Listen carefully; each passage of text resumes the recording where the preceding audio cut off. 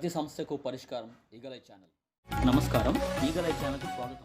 విజయనగరంలోని ఓ ప్రముఖ హోటల్లో తనిఖీలు చేస్తామని బెదిరించిన నలుగురిని అరెస్టు చేసినట్లు one town CA B Venkatrao తెలిపారు. అసలు విషయానికి వస్తే గరివిడికి చెందిన గొర్రె మహేశ్వరరావు, విశాఖ మధురవాడకు చెందిన అరసాడ కిరణ్, పార్వతీపురం మన్యం జిల్లా నర్సీపురంకు చెందిన తర్లాడ దయానంద్, తెర్లా మండలం కొరటాం గ్రామానికి చెందిన లావేటి కామేశ్వరరావులు ఒక బృందంగా ఏర్పడి పట్టణంలో ఉన్న మయూర హోటల్కు వెళ్లి తాము ఫుడ్ కార్పొరేషన్ ఆఫ్ ఇండియా ఉద్యోగులను పరిచయం చేసుకుని తమకు డబ్బులు ఇవ్వాలని, లేదంటే హోటల్లో తనిఖీలు చేపడతామని బెదిరింపులకు పాల్పడ్డారు.